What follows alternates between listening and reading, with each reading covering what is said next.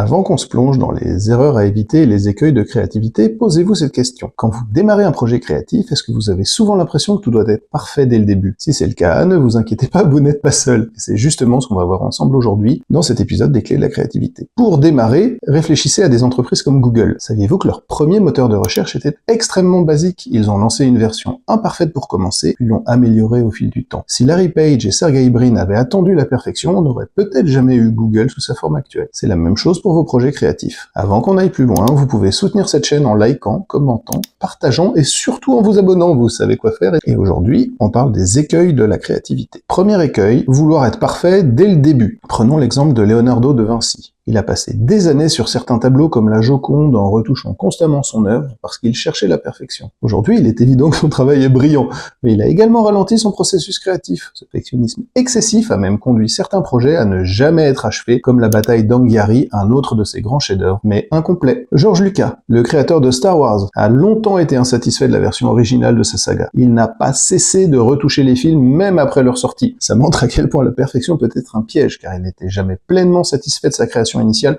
alors que les fans adorent. Pour vous éloigner de cette quête de perfection, je vous propose un exercice simple. Imposez-vous une limite temporelle. Vous vous donnez 15 minutes, 1 heure pour finir une première ébauche, une journée, ensuite vous la regardez avec du recul. Vous aurez une base sur laquelle travailler plutôt que d'être paralysé par la peur de ne pas être parfait dès le départ. Deuxième écueil, ne pas oser sortir des sentiers battus. Par exemple, dans le monde de l'art, Pablo Picasso, a révolutionné l'art. Au début du XXe siècle, il a brisé les conventions classiques avec le cubisme. Peinture, Les Demoiselles d'Avignon en 1907, a choqué par son rejet des règles traditionnelles de perspective et de la beauté idéalisée. Picasso n'avait pas peur de sortir des sentiers battus et d'expérimenter des formes nouvelles. En revanche, sa personnalité est plus décriée. Dans le monde de l'art, Coco Chanel a bouleversé l'industrie en développant des vêtements plus simples et plus confortables pour les femmes, à une époque où les corsets et les robes rigides dominaient. Elle a fait preuve de créativité en innovant avec des matériaux nouveaux comme le jersey, qui était traditionnellement utilisé pour des sous-vêtements, et en imposant le pantalon féminin. Si elle avait suivi les conventions, elle n'aurait jamais révolutionné la mode comme elle l'a fait. À titre personnel,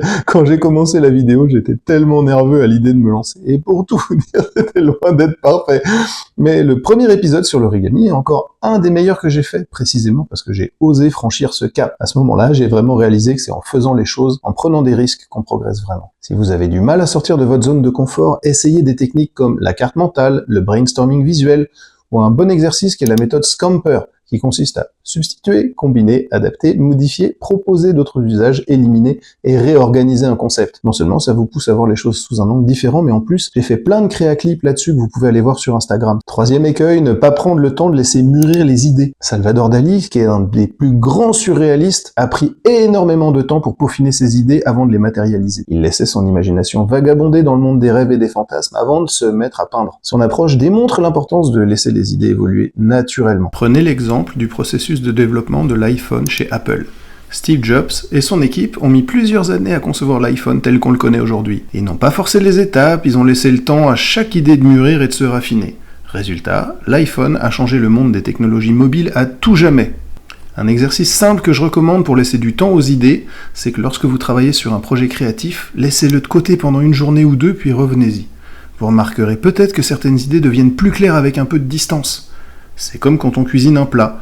Parfois, les saveurs s'améliorent après du repos. Pour résumer, éviter ces erreurs peut non seulement vous faire gagner du temps, mais aussi vous permettre d'explorer de nouveaux horizons créatifs. Ne cherchez pas la perfection dès le début, ne craignez pas de briser les règles établies, et laissez toujours vos idées mûrir avec le temps.